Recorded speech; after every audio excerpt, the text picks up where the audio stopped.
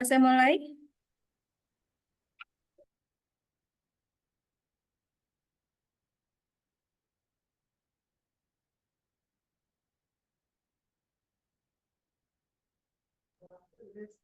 Masih di mute, Ibu.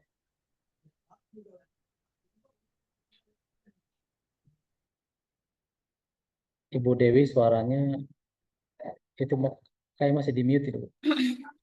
Oh ya, Ya baru. baik-baik. Ya. Bismillahirrahmanirrahim. Assalamualaikum warahmatullahi wabarakatuh. Waalaikumsalam warahmatullahi wabarakatuh. Selamat pagi, Bapak dan Ibu semuanya. Semoga sehat selalu, tetap semangat di kesibukan minggu ini. Senang sekali bisa berjumpa dengan Bapak dan Ibu semuanya dalam acara obrolan khusus Artificial Intelligence dengan judul Research 6.0.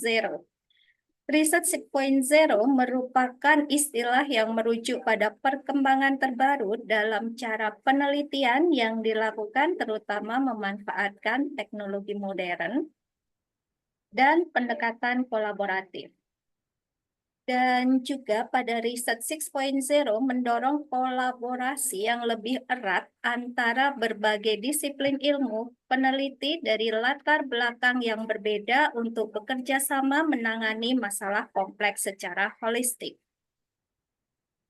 Pada Riset 6.0 memanfaatkan teknologi canggih seperti AI, serta fokus pada inovasi yang dapat diterapkan secara langsung untuk menciptakan solusi berkelanjutan dan meningkatkan kualitas hidup.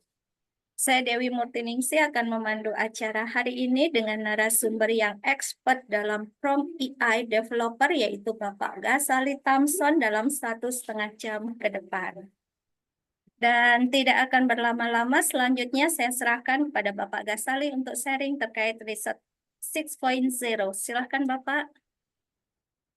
Terima kasih Ibu Dewi Murtiningsih. Assalamualaikum warahmatullahi wabarakatuh. Salam sejahtera buat kita semuanya. Rabbi sholli shodri wa yassir li amri wahlul 'uqdatam min lisani yafqahu qawli. Saya ucapkan terima kasih kepada Bapak Ibu yang sudah berkenan hadir dalam Opsus kali ini, obrolan khusus artificial intelligence, tapi kita akan lebih mengarah kepada penelitian 6.0 ya. Sebenarnya kalau kita berbicara 6.0 itu sudah sangat jumpingnya sudah sangat tinggi sekali. Yang 5.0 aja masih belum kita bisa adaptasi, tetapi bagaimanapun kita harus mengikuti perkembangan zaman ya. Perkembangan zaman yang begitu kompleks pada saat ini yang membutuhkan kecepatan dan ketepatan ya.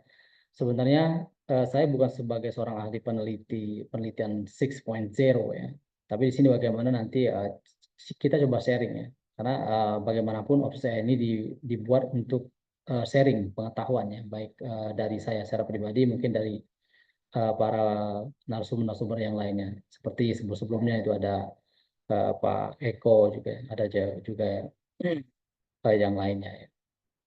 Nah, mungkin saya akan share dulu ya pembicaraan kita pada pagi hari ini.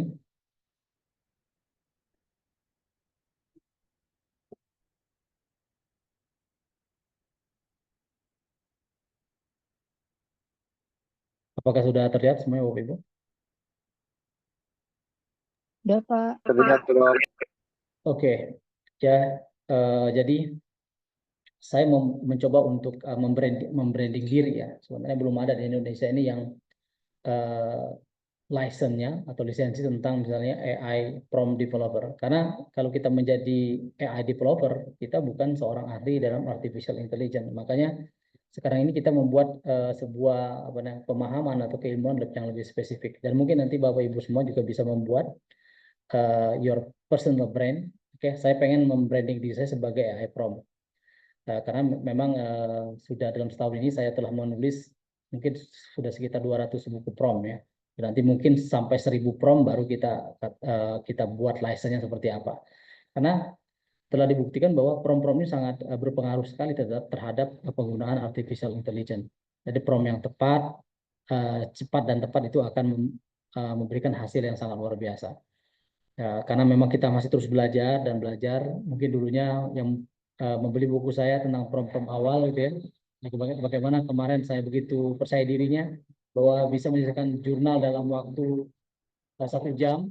Ya, ternyata ada juga AI sekarang yang bisa menyelesaikan dalam waktu 6 menit dan 5 menit.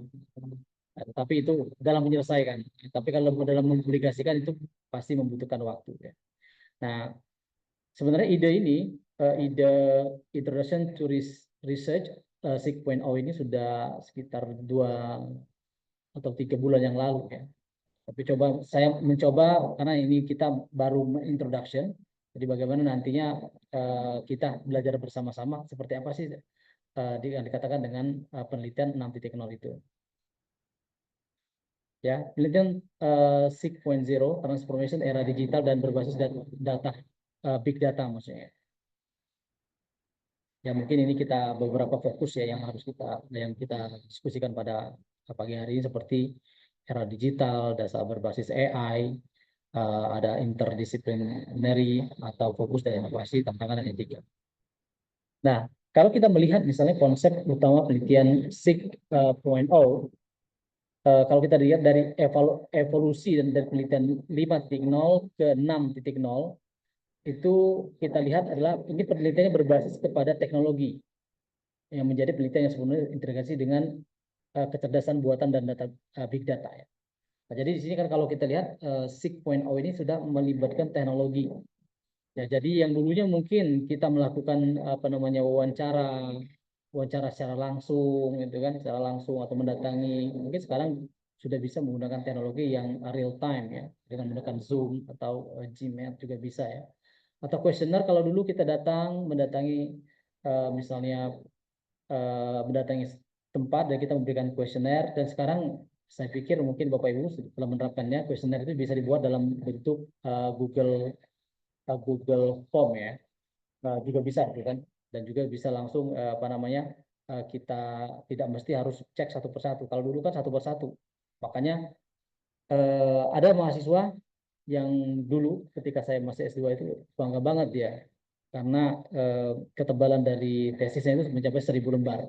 Tapi setelah kita lihat bahwa ketebalannya itu 200 lembar itu untuk isinya, tapi sisanya itu adalah dia melampirkan semua kuesioner itu. Kuesioner mungkin yang ada berapa, mungkin dalam satu kuesioner kuesioner dia membuat 10 halaman, dan mungkin dengan 100 bisa menjadi berapa ribu lembar kan gitu kan.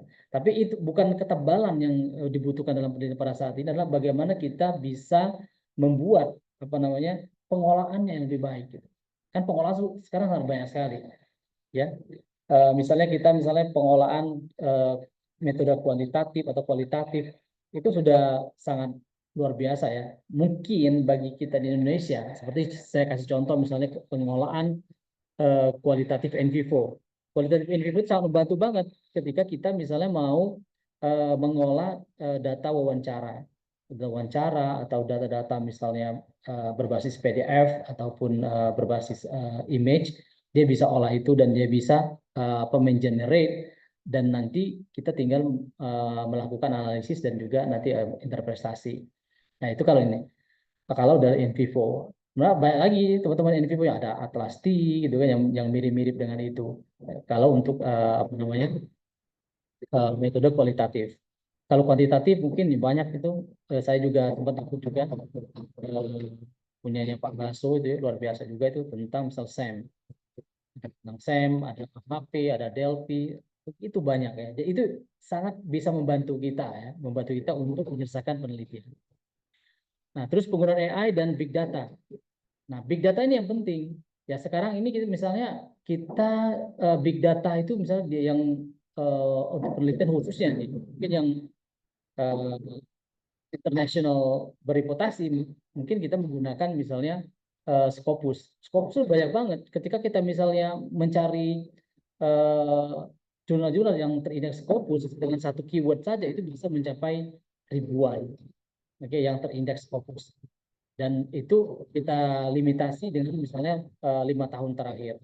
Kan big data-nya banyak. Jadi dalam penelitian itu sebenarnya sekarang bagaimana kita mempercepat dalam artian bukan mencari secara manual lagi. Misalnya kita mencari Scopus dengan misalnya Google Scholar atau dengan cara-cara yang lain atau dengan Sikhub juga bisa ya. Tapi kan kita membutuhkan percepatan di sini gitu. Dan penggunaan AI juga bisa membantu ya. Jadi bagaimana misalnya integrasi antara big data dengan AI. Jadi ada satu ketika kita di dalam membuat tugas dari seorang profesor ya. Jadi beliau menginginkan kita membuat jurnal, okay, jurnal internasional. Di sana dia telah memberikan apa namanya instruksi kepada kita minimal dengan 10 jurnal Q1 gitu ya. Nah, jadi kita menggunakan salah satu AI itu namanya ChatGPT. ChatGPT dan Big Data bisa terintegrasi dan kerjasama. Ya kan seperti kita tahu bahwa kalau mungkin Bapak pengguna ChatGPT seperti saya, kita bisa memasukkan mengupload 10/10 upload satu kali upload itu per 10 jurnal yang bisa kita masukkan ke ChatGPT itu dan kita berikan prompt. Jadi bagaimana kita membuat misalnya latar belakang, dia akan langsung membuat latar belakang itu dan langsung dengan body note-nya dan langsung juga dengan referensinya. Nah, ini salah satu ini kan mempercepat.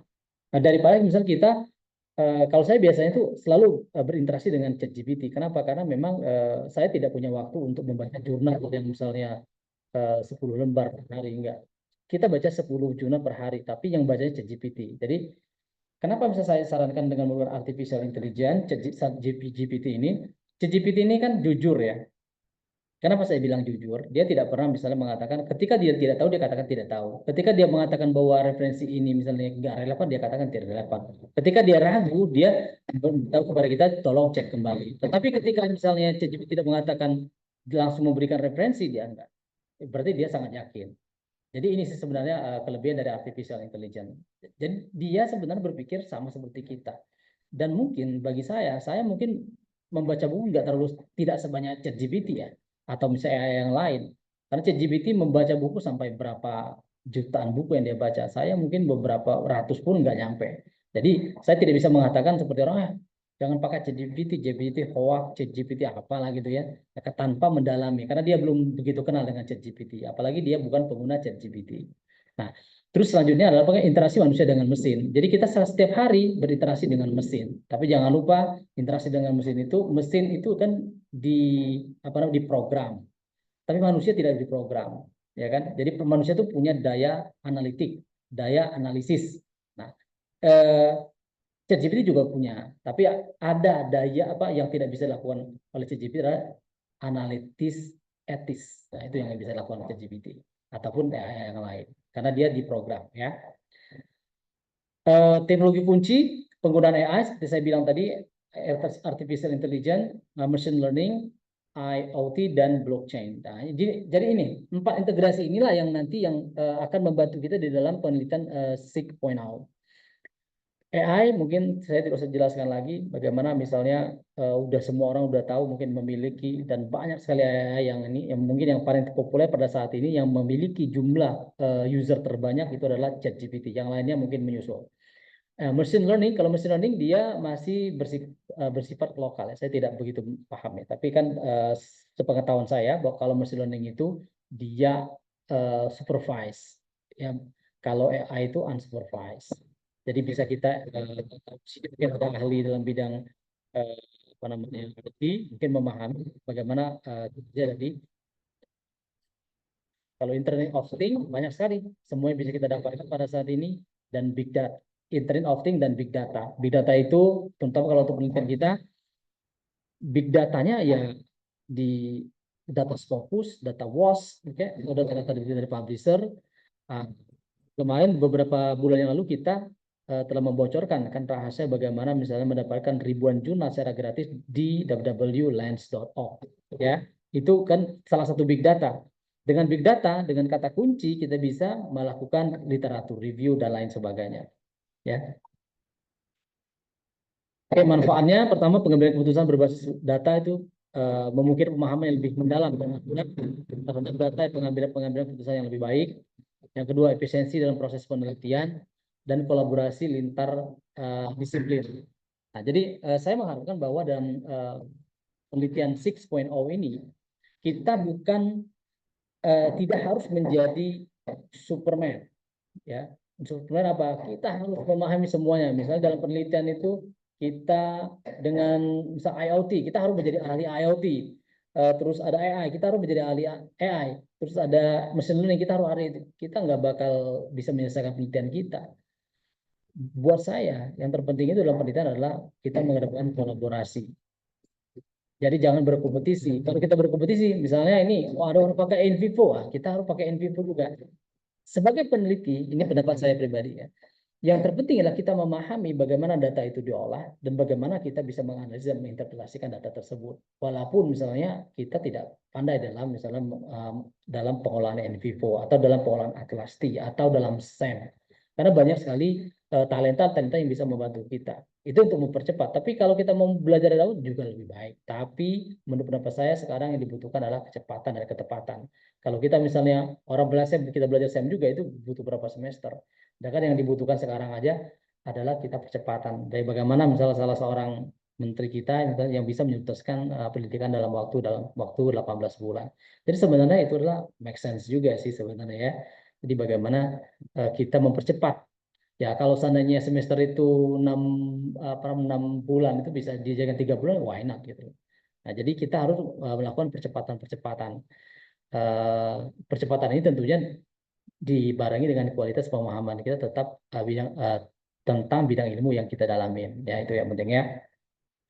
Nah kesimpulannya uh, di bawah ini.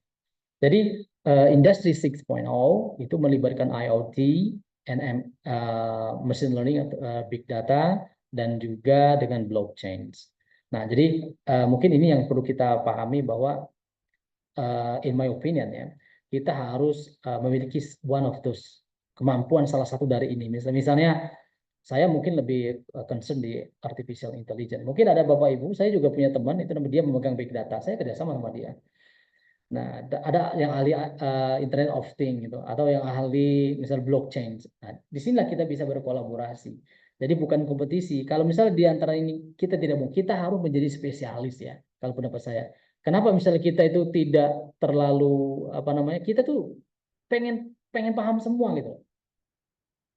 Ya, pernah saya mendengarkan salah satu podcast ya tentang misalnya tentara kita itu sangat disenangi misalnya di apa namanya di daerah misalnya konflik gitu kan karena semua bisa gitu kan bisa ini bisa itu segalanya tapi tidak dia punya spesialisasi gitu ketika kita punya spesialisasi berarti kita akan mendalami gitu loh jadi satu saja kalau saya mungkin akan konsen ke depannya ke prom aja ya.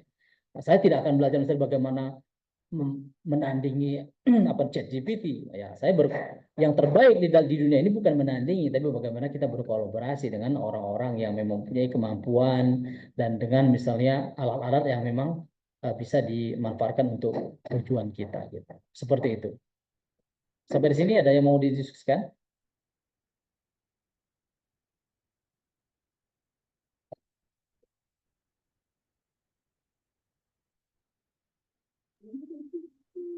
Oke bagaimana Bapak Ibu semuanya ya karena ini kan opsus ya jadi kita mau ngobrol itu kan tentang pendapat saya ya terhadap 6.0 dalam introduction ini. Jika Bapak Ibu punya pandangan lain juga bisa kita share di sini. Seperti itu Ibu Dewi.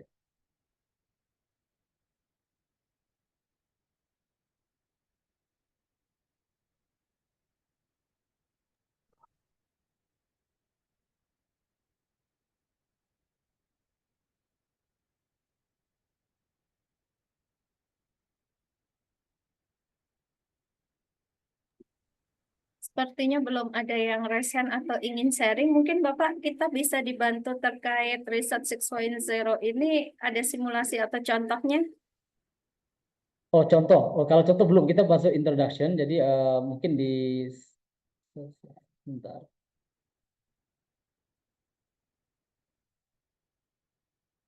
Ini kan baru konsep buku yang sudah saya iniin ya, bisa dilihat Bu ya. Dalam buku ini kan baru ke seperti misalnya dari definisi, ya. Ini kan baru introduction ya. Kalau itu untuk ini mungkin nanti pertemuan akan datang. Nah, landasan teorinya ini ada juga teori-teori yang digunakan oleh siapa misalnya. Jadi ini memang kita cari ya tentang Internet of Things misalnya itu, artificial intelligence and machine learning. Itu landasan teorinya, konsep dasarnya ada, terus nanti di komponennya apa aja ada di sini.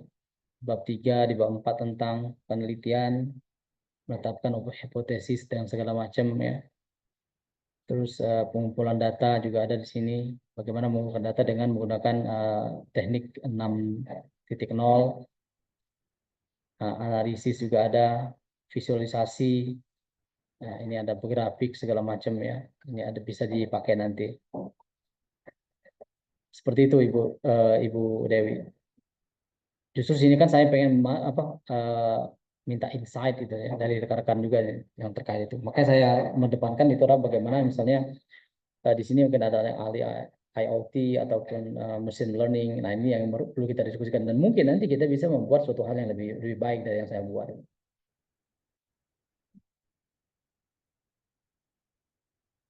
Itu ada yang chat itu.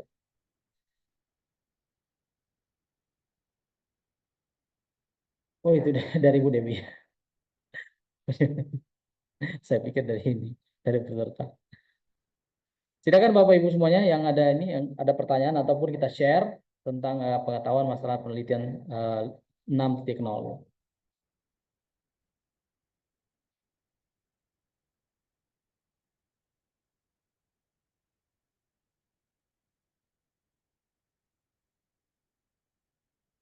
Sembari menunggu pertanyaan atau yang ingin sharing, Pak Al, di sini apakah AI itu sudah resmi boleh digunakan di penelitian untuk di Indonesia ya, Pak? Monggo. Oke, sebenarnya kalau pada secara pribadi ya, artificial intelligence itu sebagai asisten ya untuk membantu kita. Jadi apakah secara resmi atau tidak? Kalau secara resmi belum ada memang yang apa namanya membatasi tentang penggunaan AI. Karena kalau kita lihat di Scopus itu sudah membolehkan ya, membolehkan apa namanya untuk menggunakan AI. Dan di Scopus sudah ada Scopus AI. Jadi boleh kita membuat jurnal dengan menggunakan apa namanya menggunakan Scopus AI. Sama seperti ChatGPT lah gitu. Mungkin kalau di Scopus AI dia referensinya langsung dari Scopus. Nah, tapi kalau di ChatGPT dia referensinya berdasarkan apa yang diketahui oleh ChatGPT tersebut. Jadi itu perbedaannya. Jadi kalau masalah misalnya apakah boleh atau tidak, nah boleh saja sebenarnya ya, karena di universitas pun belum ada aturannya. Tapi pun kalau mau misalnya ada aturan, kalau pendapat saya, AI itu harus digunakan. Kenapa? Itu akan mempercepat kita di dalam berpikir ya. Tapi ada juga yang nggak pengen pakai AI ya. Kalau saya udah terkadung apa ya, udah terlanjur sayang sama AI, jadi setiap hari pakai AI terus. Kenapa ya? Membantu banget itu. Ya, dalam penulisan apapun, buku ya. Tapi di sini maksudnya jangan menjadi copycat. Copycat apa? Misalnya kita 100% dari AI kita langsung buat buku, nggak bisa. Saya prosesnya itu biasanya AI semua. Nanti saya confirm to consensus, confirm to lens.org, confirm to scopus.com gitu kan. Jadi memang kita harus diperkaya. Atau sekarang saya juga misalnya kalau buku-buku misalnya kita mendownload dari libgen.is gitu. Jadi ini sebenarnya, nah ini dikatakan dengan tidak mesti yang seperti belakang saya ini kan buku banyak ini kayaknya kedepannya nggak bakal dibaca gitu kan. Tapi kan ini menunjukkan bahwa kita seorang scholar harus ada buku lah gitu. Karena buku yang di belakang saya ini lebih banyak ada yang di laptop saya. Karena buku yang belakang ini kalau kita mau kita baca dulu gitu kan. Kita baca baru ini. Tapi kalau buku yang bentuk PDF itu kita bisa masukkan ke ChatGPT dan kita pengen apa? ChatGPT akan bacakan buat kita. Seperti itu Ibu Dewi.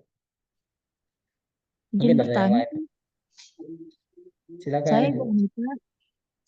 apakah fungsi Scopus AI itu sama dengan ChatGPT? Ya, Scopus AI saya belum pakai ya, tapi teman-teman udah pakai karena saya masih masih banyak hal yang ini. Jadi dia sama seperti misalnya Ibu kalau pernah mendengar apa namanya ada sudah pernah saya kasih juga tuh ya yang seperti Ibu tahu kenal dengan Jenny.ai? Tahu Jenny. Iya, jadi gitu. Jadi dia sama seperti itu. Sebenarnya di ChatGPT pun sama, karena dia kan basisnya artificial intelligence ya. Sebenarnya Iya. artificial intelligence itu tidak akan jauh berbeda. Tapi kalau di AI kita buat di Scopus AI itu kita buat judul dia langsung ada background, tapi tetap aja belum sempurna, Bu, ya. Belum. Karena apa? Dia memberikan the general idea. Sama seperti kita buat di ChatGPT. ChatGPT, tapi kalau di ChatGPT kita bisa arahkan dia kemana. Terus ChatGPT bisa kita ajak diskusi. ChatGPT bisa kita berikan informasi yang terbaru. Seperti kemarin saya menulis tentang kepemimpinan maritim dan juga tentang laut Kepulauan Indonesia. Dia mengatakan bahwa laut di Indonesia terdiri dari 17.000. Nah, sedangkan sebenarnya di dalam buku yang tulis salah satu profesor kita itu di Archipelago Leadership itu sebanyak Ya. 17.049. Kita kasih tahu tuh, dia akan mengatakan oh terima kasih atas informasinya dan dia akan memperbaiki. Jadi itu sebenarnya yang fungsi kita sebagai kontrol juga di sana, jangan sampai plak aja gitu kan. Nah, jadi alhamdulillah ya, kalau saya lagi ini banget kalau di ChatGPT bisa selesaikan berapa buku gitu ya. Tapi ingat Bu ya, Bapak Ibu semuanya, buku yang kita di ChatGPT itu harus diperkaya dengan referensi buku-buku yang terbaik, jurnal-jurnal yang bereputasi dan jurnal-jurnal yang terakreditasi. Kalau itu sudah ini, jadi kita ya secara ini kan saintifik bahwa itu terbukti bahwa kita tidak misalnya perkataan dari ChatGPT itu, ya kan? ChatGPT itu memberikan ide bagus gitu. Nah, pernah juga saya praktek itu bagaimana membuat tugas dari dosen misalnya untuk ini. Oke, kita buat di ChatGPT udah lengkap itu. Nah, tetapi itu kan sebagai daminya dan akhirnya kita convert ke konsensus, kita convert ke confirm to Scopus jurnal-jurnal, dia akan berubah. Tapi badannya itu udah ada. Jadi sama kayak orang kalau dalam teknik di dalam membuat patung atau apa dia membuat patung itu, oh sorry bukan patung ya, di dalam buat atau patung atau apalah itu dia buat gabusnya. Jadi ketika dia masukkan itu besinya dia langsung jadi patung gitu kan. Tidak kita buat patung satu persatu gitu. Itu yang secara otomatis. Iya. Atau misalnya kayak yang orang kreatif itu di Pakistan itu bagaimana dia membuat komponen otomotif. Oke, dia pakai pasir kan Bu ya. Nah, seperti itu Ya. ChatGPT. Jadi sebenarnya nanti dimasukkan material-material yang pas, nah jadilah dia Iya. sebenarnya. Saya paham Pak. Saya pakai ChatGPT juga. Hanya Scopus AI aja yang saya belum. Makanya saya mau nanya. Scopus AI karena itu masih uji Kayak coba Jenny ya. berarti. Uji Iya. coba. Ada beberapa yang yang sudah dapat, ada beberapa yang belum. Yang sudah Baik. dapat itu teman saya itu, tapi dia ya. Coba aja kalau Ibu punya akun Scopusnya di ini Bu, dicoba aja masuk. Saya belum dapat itu. Katanya ada yang muncul, ada yang enggak, katanya gitu. Oh, itu saya nggak muncul. Tapi yang teman yang muncul, ini kan baru uji coba. Jadi uji coba mungkin Iya. nggak tahu apakah akan rilis di tahun 2025 kayaknya kalau saya lihat. Kan sama kayak kemarin misalnya AI mau rilis yang Sorai itu kan. Akhirnya dia rilis, akhirnya ada kontroversi dengan YouTube gitu kan. Nah, mungkin ini juga dia mau coba juga nih apa ada kontroversi dengan ChatGPT ataupun Gemini atau yang lain gitu. Jadi itu mungkin lagi dicoba. Teman saya Baik. bisa itu. Terima kasih Pak. Oke. Pak Al, mohon maaf di kolom chat ada 2 pertanyaan, monggo. Oh gitu. Oh, sebentar. Wait. Surakarta. Saya menggunakan typeset namun ternyata terdeteksi terpersen. Ya. Oke, ya. Itu ini dengan siapa nih? Ya memang sih seperti ini. Jadi kalau kita misalnya menggunakan menggunakan AI, dalam AI itu kan mereka punya yang namanya detektornya gitu. Ya kayak GPT itu kan punya zero GPT lah gitu. Ya, jadi ketika kita eh, membuat literatur review atau membuat artikel dengan menggunakan AI tersebut, nah, ketika bisa dicek oleh mereka dengan menggunakan AI detektor kena semuanya. Kalau kita 100%, ya makanya saya bilang tadi bahwa boleh dong kita buat pakai AI, tapi perkaya dengan jurnal Scopusnya, perkaya dengan jurnal Sintahnya, perkaya dengan jurnal-jurnal yang bereputasi, jurnal-jurnal yang terpercaya. Jadi dia nggak bakal kebaca itu. Kalau misalnya kita mau misalnya secara apa namanya ini traditional way lah gitu ya.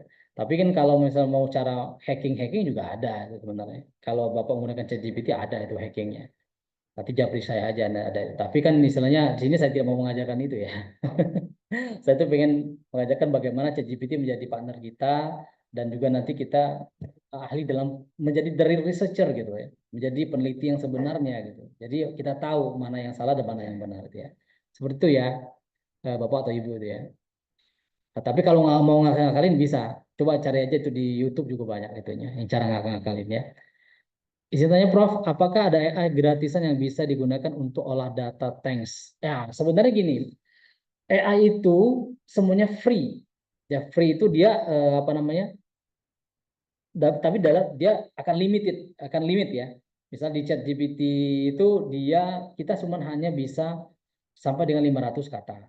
Tapi kalau yang premium lebih dari 2000, ya kan? Tapi pun walaupun premium kita dibatasin 40 question in 3 hours. Jadi dalam 3 jam kita hanya 40 pertanyaan. Tapi kan jarang-jarang juga kita kan hanya paling 3 jam pertama berapa. Makanya disarankan memakai ChatGPT itu kita secara personal, jangan yang share. Kalau share 40 orang, satu orang pertama udah nunggu 3 jam ke depan gitu kan.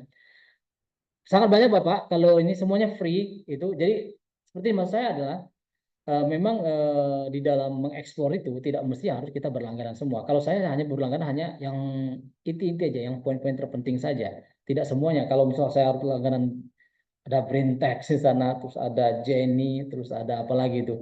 Banyak banget itu kan sebenarnya. Tapi saya lebih memilih ke ChatGPT karena ChatGPT pertama dia yang memperkenalkan, yang mempopulerkan dan sangat populer pada saat ini dan yang lain menyusul itu kan. Dan juga karena ChatGPT mempunyai database yang sangat besar. Kenapa sangat besar? Karena dibiayai oleh filantropi yang sangat kaya.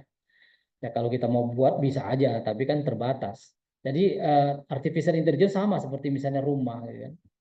Ada rumah misalnya yang ukuran 36, tapi ada juga orang yang punya rumah yang 5.000 meter persegi. Ada juga rumah yang orang-orang kaya 1.000 meter persegi gitu kan. Bisa semua. Namanya juga rumah juga semuanya. AI juga gitu. Ya, tapi saya kurang sepakat kalau misalnya orang mengatakan oh ini jelek daripada yang lain. Karena apa? Setiap AI pasti punya kelebihan dan kekurangan. Ya, oh ada juga itu langsung dia. Oh masih hari gini masih pakai ChatGPT ya? Belum tahu dia gitu ya. Kita sebagai AI prompt ChatGPT. Maaf, Pak Ghazali, terima kasih. Saya izin live. Oh, oke. Ada jurusan pending lainnya. Oh, silakan, silakan Pak Eko Supraptono. Oke, oke, seperti itu ya. Itu udah saya jawab semuanya, Ibu Dewi. Maaf, Prof, mau tanya nih Ya, dari Agus Sulistyo nih di Jogja mau tanya. oh Ini siap, terkait silakan, silakan. promnya. Nih, maaf, Prof. Ini saya mau membuat buku dari hasil tesis saya itu. Kemarin kan saya upload di ChatGPT ya, anak buat eh, bukunya kok dia nggak bisa ya, Prof ya.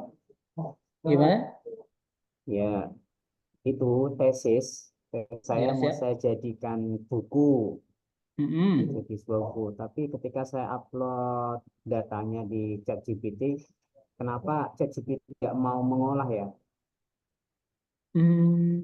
Oh, gini Pak, maksudnya gini, kalau di buku itu, jadi buku yang dari tesis Bapak ya?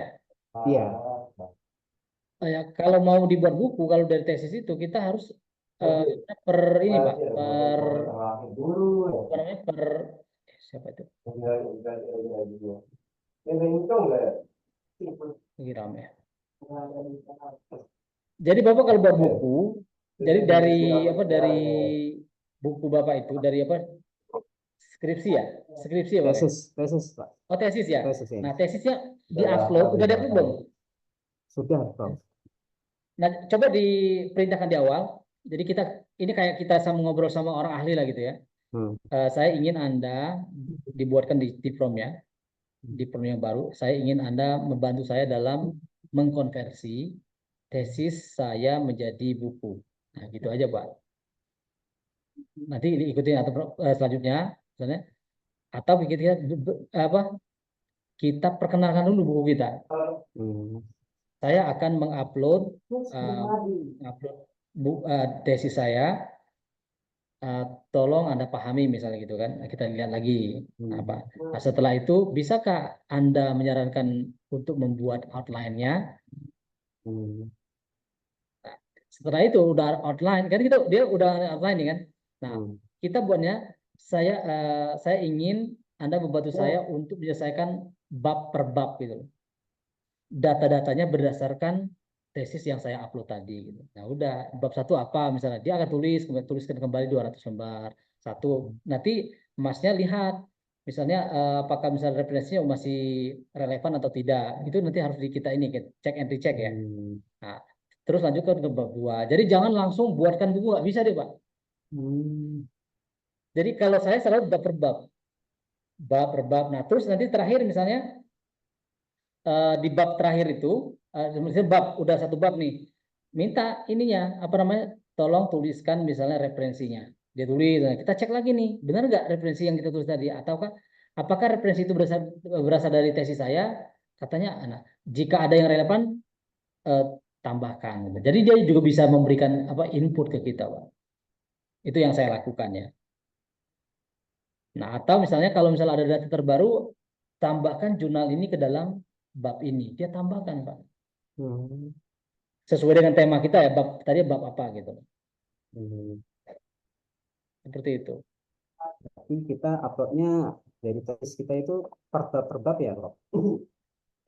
Kalau tesis kalau udah di PDF kan satu aja dia akan baca semuanya itu. Tapi maksudnya kita memberikan instruksi ke dia bab per bab.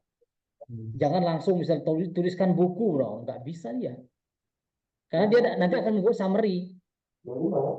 Jadi kalau kita upload buku di ChatGPT itu, dia pengennya spesifik. Misalnya kita bahas misalnya ada upload buku tentang misalnya national security.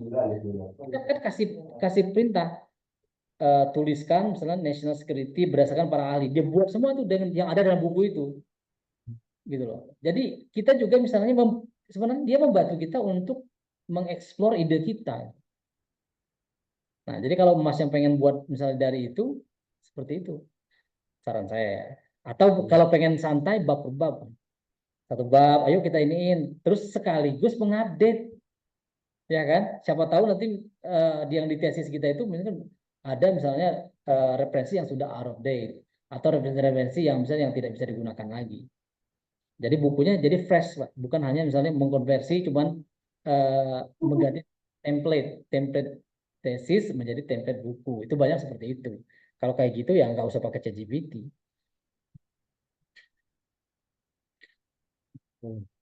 Ya, jadi dia juga berpikirnya gitu. Jangan kita gini, maksudnya walaupun dia misalnya sebagai artificial intelligence, dia kalau spesifik dia akan lebih bagus, Pak. Ya, kalau misalnya saya perintahkan buatkan buku, dia selesai buku itu, tapi nggak spesifik gitu. Paling dia mampu dalam satu generate 2000 kata kan, 2000 sampai 3000. Makanya tadi bagus ya tadi 2000, 2000, 2000 sampailah dia misalnya kalau 5 bab menjadi berapa tuh 10.000 kan, luar biasa itu. Baik, Prof. Seperti itu Pak Agus. Boleh ya, Prof ya? Ya? Iya. Tanya lanjut boleh ya, Prof ya? Oh, silakan. Apaan? Bentar. Yang biasa di tesis itu kan biasanya ada objek penelitian kita ya. Kalau di buku kan kita menghindari untuk menghilangkan objek itu ya, objek penelitian di sekolah misalkan. Kalau di buku itu kan kita hilangkan. Perintahnya apa, Prof? Nah, maka tadi yang saya kesannya itu biar kesannya buku itu enggak menekan objek penelitian kita itu loh, Prof. Mungkin kalau berapa saya yang objek itu jadikan studi kasus di bawah paling bawah, yang paling terakhir ya, di bab paling terakhir. Jadikan studi case-nya apa, di mana gitu kan. Jadi sekolah mana gitu. Seperti itu. Kalau pendapat saya ya. Jadi objek-objek nggak harus dimasukin. Jadi jadikan study case. Ya. Kalau misalnya teori-teori boleh juga, jadikan landasan teori nggak ada masalah sih, dikonversi aja. Ya.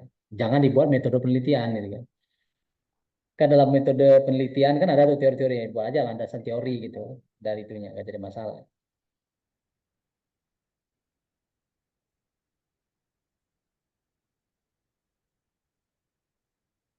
ini belum terampil nggak kayaknya perlu ada nggak panduannya Prof ini?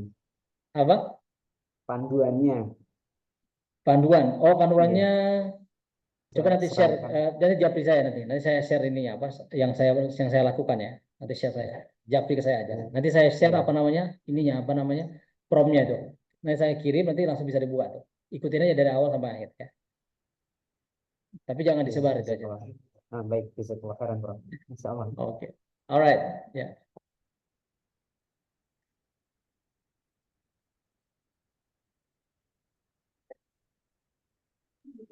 Baik, Pak Al di kolom chat, bagaimana Pak Agus? Sudah semuanya terclear atau Ya, masih butuh bimbingan untuk semuanya terkait dengan AI ini. Ini baru pengalaman pertama ikut Terus mantap. Yang kegiatan penting seminar pertama ini. iya. Yang penting kita ada rasa pengen tahu ya gitu ya. Hmm. Itu dari Bu Saya, Hayati. hmm, Pak, boleh di-share bagaimana untuk meminimalisir plagiarism checker AI seperti Turnitin? Karena kalau pakai seperti bypass dan sejenisnya hasilnya tidak terlalu bagus. Oh, ya. Eh, kalau kita menggunakan ChatGPT, mungkin ini Bu Hayati ya, dan yang lain juga. ChatGPT itu kalau kita pakai, ya kalau diturnitin, ya pakai turnitin, eh, sebentar.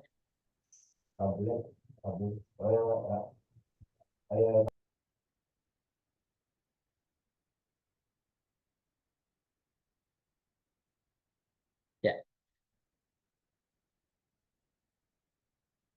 oke, kalau ChatGPT itu kita hasil karya kita ditulis dalam ChatGPT, tapi kita turnitin, biasanya itu hasilnya itu bagus ya. Bagus dalam artian bisa di bawah 15% dan sesuai dengan misalnya persyaratan dari universitas. Nah, tapi kalau kita misalnya kena di bypass itu kita pasti kena 100%. Ya kan Bu Hayati ya, kita sudah pernah dicoba juga ya bypass ya. Nah, sebenarnya ada yang apa namanya untuk dia misalnya menghindari di bypassnya itu ada di ChatGPT-nya tuh ya. Coba saya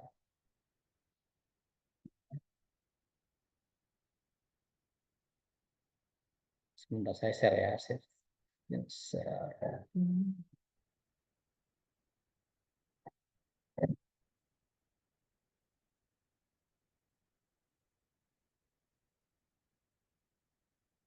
Ini ya. Jadi kan kalau seandainya hasil kita pengen misalnya tidak dibaca oleh bypass itu di sini.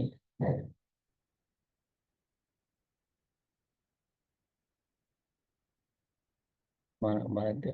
So, wait. Sini. Setelah my plan.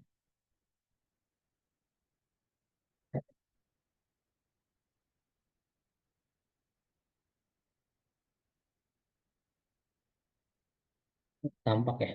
Sebentar, 43 ini.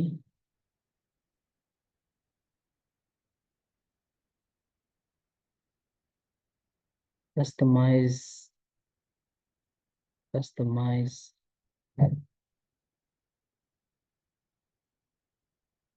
Lupa juga saya ini. My plan, my setting, customize setting,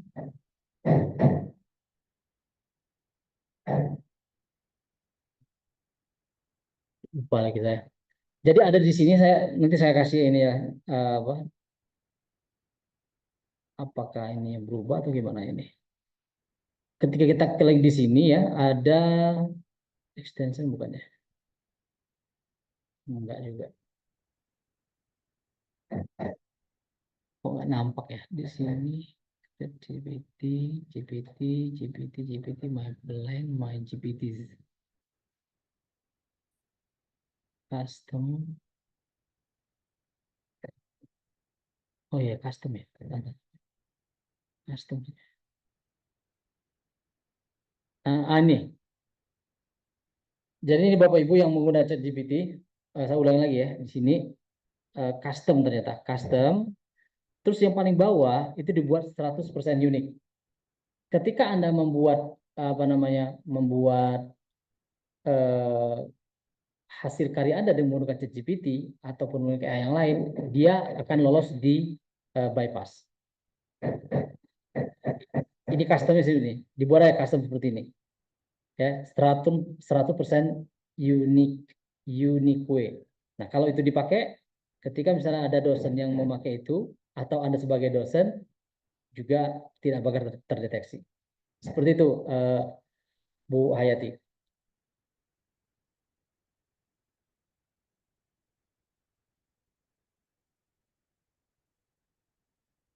Jika Anda sebagai dosen, boleh ya tahu ya. Tapi kalau mahasiswa ada yang sini, mantap itu dia ya. Jadi kalau dosennya nggak tahu, kalau Anda tahu, bisa dicek itu.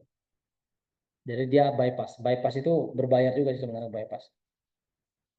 Ya kalau kita sebagai dosen, lihat bisa dimasukin ketahuan tuh dari mana atau dari mana.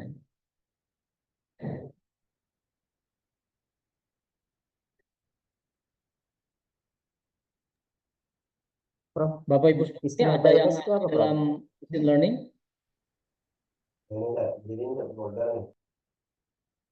atau IoT?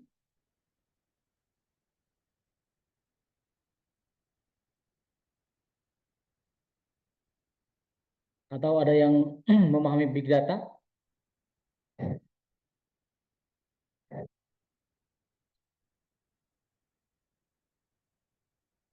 Kalau Bang Agus gimana Bang? Ini Bang, Agus Sulistyo. Ya, Lebih concern kemana nih? kalau saya sebagai dosen PAI, Prof, di kuliah tarbiyah Madani Yogyakarta, ya, Oh PAI ya? kalau Ini masalah ya ini kan agama Islam ya? pendidikan agama Islam, ya, Iya. dosen prodi PAI. Ini aja istilah bypass saja butuh penjelasan gitu, Prof. Ya, jadi kalau sampai big data itu Belum. saya nyimak aja, Prof. Oke. Sebenarnya big data itu kita butuh datanya aja ya. Prof, yang bypass bagi dosen itu untuk apa, Prof? Ini istilahnya Apa? sederhana buat kami.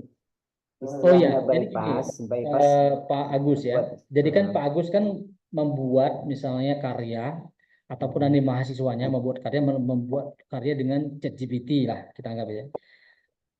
ChatGPT kalau eh, kita upload ke hasilnya nih, hasil ChatGPT 100%, kita upload di ChatGPT di bypass itu kena terdetek namanya AI detektor namanya. Jadi dia tahu bahwa yang dibuat oleh Mas Agus tadi itu adalah menggunakan ChatGPT. Tetapi kalau dengan misalnya menggunakan Turnitin, biasanya itu di bawah 15%. Tergantung nih, kalau universitas kan kebanyakan pakai Turnitin gitu kan. Turnitin itu sebenarnya ya, dia hanya mencari similarities, ya. Kesamaan similitiesnya saja kan itu kan. Nah, jadi ibaratnya bypass itu adalah Turnitinnya AI. Jadi jangan coba-coba misalnya kita membuat buku 100% dengan menggunakan AI, terus kita misalnya kasih ke publisher, dia mempunyai bypass, itu pasti ditolak.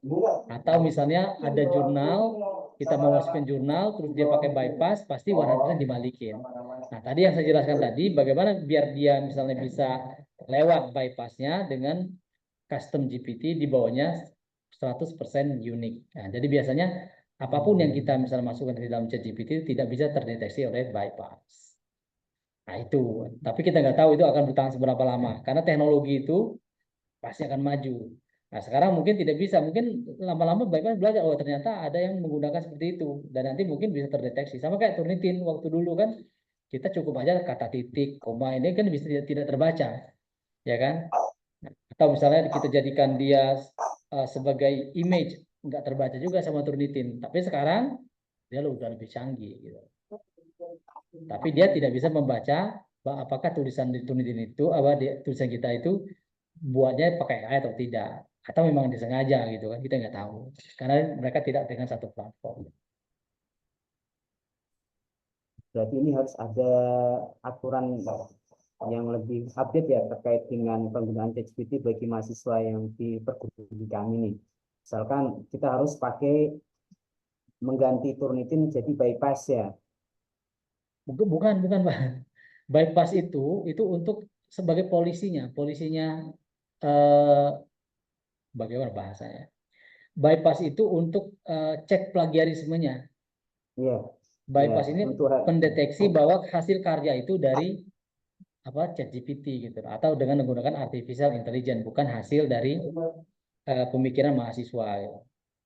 Nah, makanya saya bilang tadi bahwa boleh kita menggunakan artificial intelligence sebagai guidance buat kita, tetapi tetap kita harus memperhatikan saintifiknya, secara ilmiahnya apa, dari mana data itu kita ambil.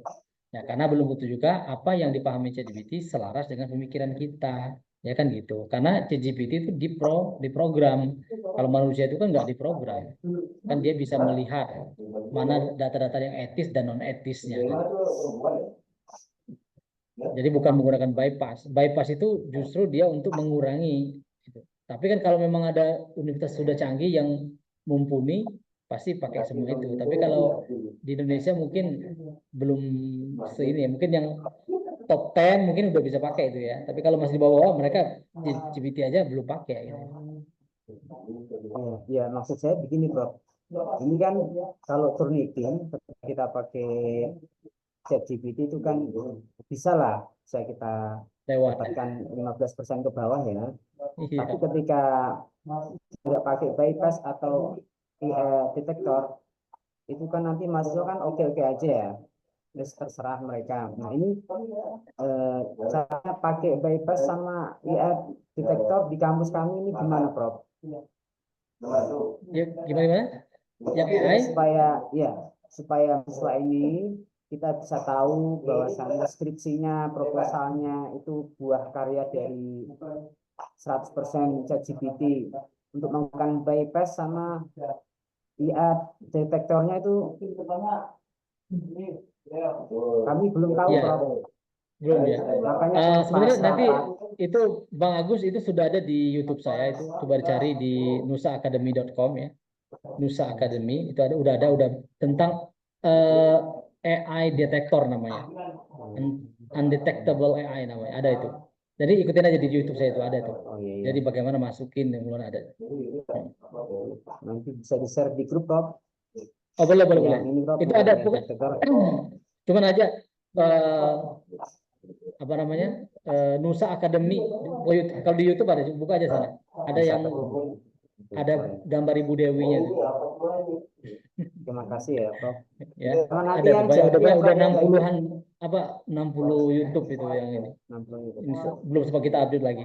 Ya itu udah ada semua tuh. Coba Mas Bro lihatin di sana. Lihatin apa namanya kira-kira apa yang dibutuhkan dalam ininya. Udah tak share semua sana. Itu di YouTube cuma 100% tanpa sensor. No sensor. Mungkin gitu. Ya. Tapi kan kalau itu untuk mahasiswa nanti mungkin jangan dikasih tahu ke mahasiswa.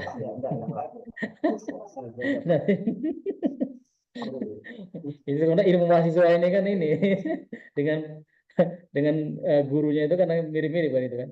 Tapi harus tahu tuh sebagai dosen kita harus paham ketika misalnya ada paper ataupun tesis kita bisa gunakan bypass. Bypass itu mendeteksi ternyata 100%. Tapi kita tidak mengatakan bahwa ini jelek, enggak. Coba kamu perbaiki, turunkan bypassnya. Akhirnya apa? Dia akan mencari belajar jurnal, belajar buku, belajar apa-apa kan itu kan. Kalau saya biasanya ini Pak, ini kalau untuk buku di GenSleep ya. Udah paham Pak? Udah pernah pakai itu? Oh iya. Ya, saya share ya, mungkin siapa tahu Bapak Ibu yang sudah punya ya udah paham ya. Ini bank buku yang terbesar di dunia ya. Ya. Sebentar. Kenapa dia nggak mau nih?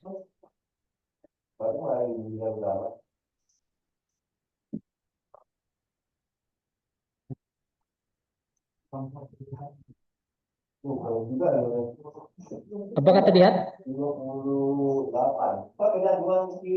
Terlihat Pak Eko ini Pak Eko? Belum bro. Belum ya?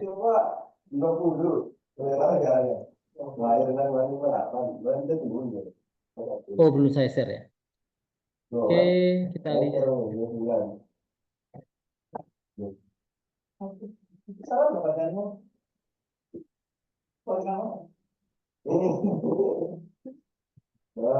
Ya, diklik aja nanti di Genlib is. Nah ini. Tapi karena ini apa namanya? Ini kan sebenarnya kan ini dikatakan dengan big data ya. Big data karena di sini apapun penelitian kita ada di sini buku gitu kan. Misalnya kita pengen misalnya mencari buku tentang riset.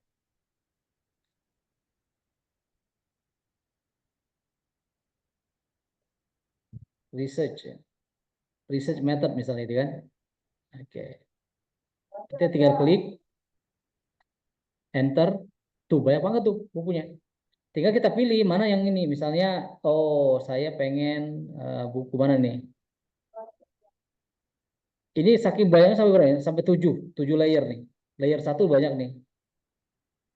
Misalnya kita anggap aja misalnya kita pengen tentang buku practice and content methods technology ini kan. Kita klik aja sini. Klik. Ini boleh nih kasihkan mahasiswa biar mereka bisa belajar. Klik lagi yang warna birunya akan muncul get. Get langsung diklik. Nah, langsung dia di sini nih. Langsung apa namanya? Terdownload itu. Jadi kita bisa download buku. Nah, sebanyak-banyak juga banyak sini. Dan itu pun gratis ya. Cari bukunya gratis ini. Riset download. Nah, buku. Buku apa lagi misalnya? Kalau saya kan memang di pertahanan, misalnya saya sering menjadi national security yang saya sering cari gitu ya. Dan banyak sekali nih keamanan nasional. Kita belum punya Dewan Keamanan Nasional. Nih, banyak banget ya. Tinggal ketika ya ini apa namanya keywordnya ya tentang apa misalnya. Ya, di sini sangat banyak sekali. Nah, terus kalau buat mahasiswa, mungkin kalau Bang Sim tahu itu yang kemarin kita pelajari lens.org. Lens ini big data juga yang bisa kita manfaatkan untuk penelitian. Ya, tidak mesti harus yang premium gitu kan. Tuh. Di sini juga banyak sekali.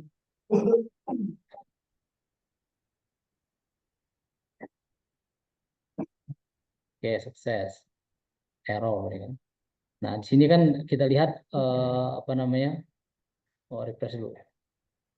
Dia error ya. Nah, ini ribuan jurnal ini bisa kita dapatkan dengan apa namanya? Dengan free tanpa harus login ya. Tapi ini kok lagi error ya.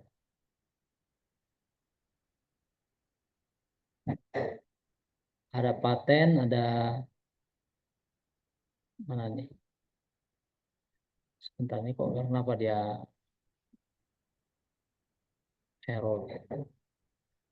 Ya, ketika dia lens.org ini sangat luas sekali nih. Untuk mahasiswa dan dosen juga cocok nih. Karena kita bisa mencari jurnal-jurnal yang bereputasi ini. Scholar work ya.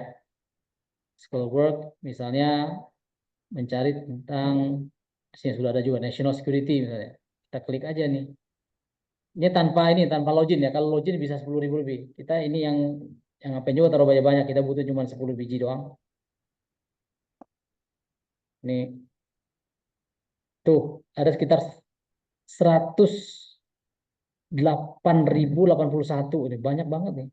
Nah, tinggal nanti di apa namanya di filter dari tanggalnya, filter dari authornya, institusi, sampai nanti di publisher juga bisa. Publisher kita lihat. Oke, oh ini banyak nih publisher ini lihat nih. Ada dari Elsevier, Springer Science and Business Media, ada Informa, ada Routledge, ada ini ya Scopus semua ini. Ya, jadi nggak ada alasan kita untuk misalnya menggunakan apa namanya referensi yang lama gitu. Ya. Ya, saya pikir ini udah salah satu big data yang kita gunakan. Kalau dulu kan bagaimana kita misalnya pengen mencari referensi pergi ke perpustakaan, pergi ke Gramedia difotoin doang gitu kan, bukunya nggak dibeli. Nah sekarang ini banyak, tapi ya bukunya semua dalam bahasa Inggris ya. Buku kita belum ada. Ya. Oke, seperti itu Pak Eko, Pak Agus. Nanti coba nanti di-share ke mahasiswanya biar mahasiswanya tambah cerdas. Kan Ini yang referensinya gratis-gratis, kalau pakai mahasiswa kan bahasa pengennya Arab, gratis ya. Pak. Hah? Kalau masih kami itu referensinya bahasa Arab, Pak. Arab. Arab pakai ChatGPT, Bos. Pakai Itu ada GPT sekarang juga. pengajaran bahasa Arab dengan menggunakan ChatGPT. Coba dieksplor, tapi saya belum begitu paham ya. Hmm. Iya. Coba ditanya ChatGPT itu, dia lebih paham loh Tapi saya kalau cek Arab. ini, Prof. Juga nggak sesuai juga, Prof. Saya Ya cek, itu saya sudah tugasnya paham kita. konsepnya. Iya, Iya. Tugasnya salah kita ahli ya. sebagai ahli ya. Jadi bagaimana ngajarin ChatGPT-nya? Kalau dia salah dibenerin. Jadi akhirnya nanti ketika dia akan menjadi amal jariah kita tuh, ya kan? Misalnya, maka interaksi dengan ChatGPT. Sekarang tuh orang pakai ChatGPT semua udah berapa ratus juta orang itu, 200 lebih loh yang penggunanya. Nah, apalagi misalnya Anda bergerak dalam misalnya penelitian Islam, ya udah kita ajak tuh. Terus lakukan banyak penelitian tentang Islam gitu. Jadi biar dia paham juga ya tentang hadis-hadis segala macam itu ya. Kalau dia nggak benar dilurusin. Iya. Itu tugas kita. Ya itu gunanya tadi kita harus berkolaborasi dengan artificial intelligence. Itu yang saya maksud bahwa penelitian itu sudah 6.0. Jadi jangan lagi kita itu salah di ChatGPT ya. Kita benerin karena apa? Dia open kok. Bukan kayak kita. Kalau kayak kita manusia ini nggak mau salahin. Pokoknya bener aja gitu kan. Tapi kalau ChatGPT tanya aja sama dia. Kalau dia nggak tahu dia bilang nggak tahu. Ya. Kalau masalah kejujuran kita kalah bos. Kalah kita. Ya. Kalah kita sama ChatGPT. Tanya sama ChatGPT itu. Kalau kejujuran dia menang dari kita. Tapi dia cuma nggak punya etika aja. Terus dia juga nggak apa kayak kita, oh ini salah tipe segala macam dia langsung paham gitu. Kalau kita kan dalam misalnya mau nguji, ini tipe, ini miringin, ini dia nggak mau tahu. Ketika dia udah paham, udah dia ini langsung dia baca. Mau hurufnya bolak-balik, huruf besar, huruf kecil dia nggak peduli itu. Mau mintanya bisa minta pakai tolong tuliskan tidak, karena dia bukan manusia. Kalau dengan manusia kita mohon izin gitu kan, atau kolonuon gitu kan. Ini no kolonuon. Just direct aja gitu kalau dengan ChatGPT karena dia sebagai mesin ya. Dia nggak diganggu setan, Prof.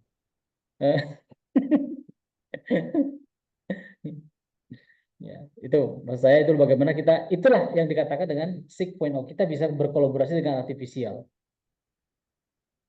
Jangan misalnya ini salah misalnya hadisnya kita ketikkan ini yang benarnya hadis ini nomor sekian ini dia langsung oh terima kasih atas informasinya langsung dia rekam oh ini dari Pak Agus Sulistyo ya, ketika ada orang nanya nanti langsung itu oh, udah benar dia. Sama kayak saya misalnya kemarin tentang jumlah pulau di Indonesia 17.000 yang tahunya ChatGPT. Sebenarnya bukan, jumlahnya itu adalah 17.499. Langsung dia bilang terima kasih atas informasinya. Ketika kita ketik lagi, oh udah berubah dia bos.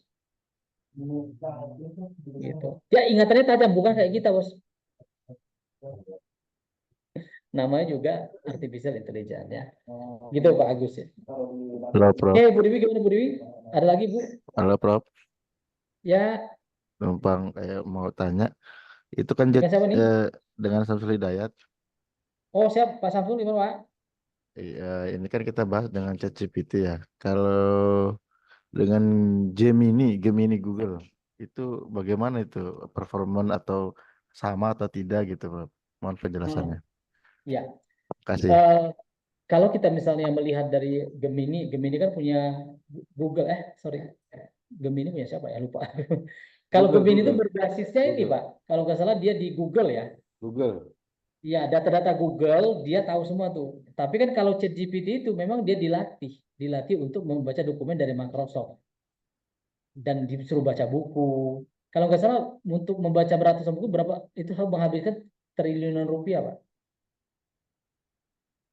Nah, kalau yang Copilot karena dia langsung ngambil dari apa data-data Google banyak juga datanya. Nah, tapi kan kalau yang ChatGPT memang khusus untuk multi purposes ya. Tapi mungkin saya pikir ya akan mirip-mirip sih sebenarnya. Hasilnya itu akan mirip-mirip. Kemampuannya mungkin mirip, tapi referensinya beda, Pak.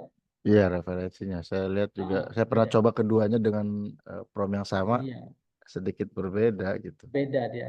Jadi ada karakternya gitu.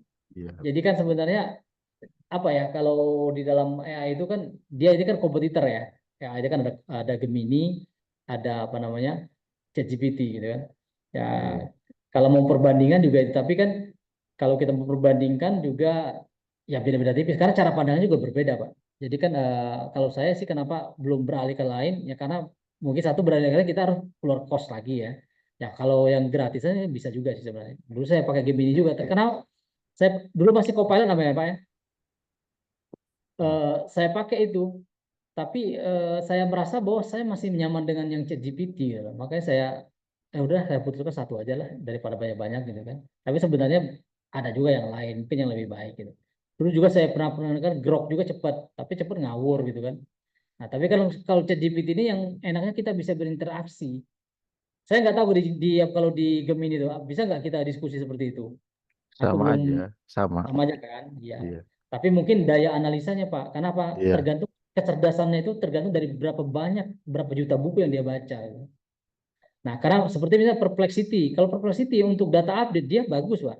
Karena dia sesuai dengan data online gitu kan.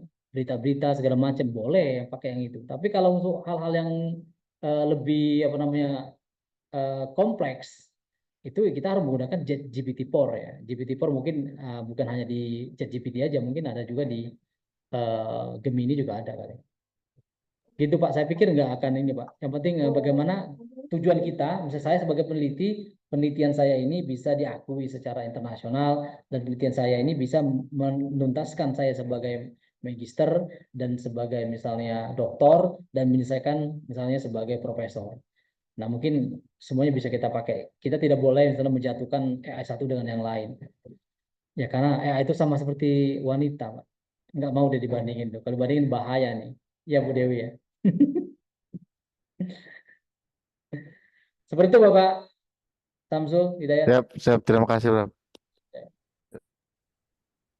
Prof, Flex City itu apa Prof tadi? Flex City. Perplexity. Iya, Perplexity itu AI juga. AI ya, tapi dia dia apa namanya mirip-mirip sama ini juga, sama ChatGPT juga. ChatGPT, Perplexity gitu kan. Sama apa lagi tadi? Ada yang Gemini miliknya Google gitu. Kalau Grok miliknya siapa namanya? Elon Musk itu Grok namanya. Tapi nggak tahu sekarang. Kalau dulu masih berkembang tapi sekarang udah jarang terdengar.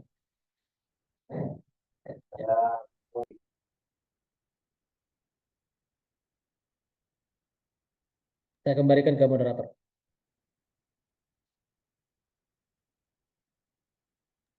Baik, topik yang sangat menarik sekali Bapak dan Ibu. Apakah ada yang ingin disaringkan atau ditanyakan lagi?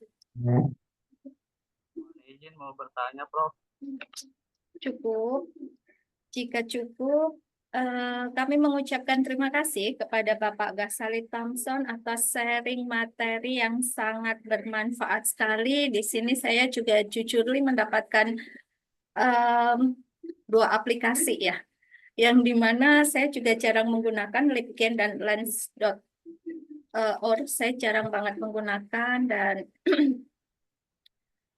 jadi banyak ilmu yang bisa diadop juga hari ini, sehingga kami mengucapkan terima kasih kepada Bapak dan Ibu partisipan pada obrolan khusus AI pada Sabtu tanggal 2 November 2024. Kami panitia yang bertugas mengucapkan terima kasih dan mohon maaf apabila selama kegiatan berlangsung terdapat salah ucap atau sikap yang kurang berkenan. Mohon dimaafkan. Sehat selalu, happy weekend, sampai bertemu di kegiatan yang lain. Akhirul salam, wassalamualaikum warahmatullahi wabarakatuh. Waalaikumsalam warahmatullahi wabarakatuh. Kalau Untuk weekend yang saya lain itu nanti kita upload di YouTube Kamis ya. Jumat. Gimana, Pak? Hari liburnya Kamis dan Jumat Pak kalau saya. Oh,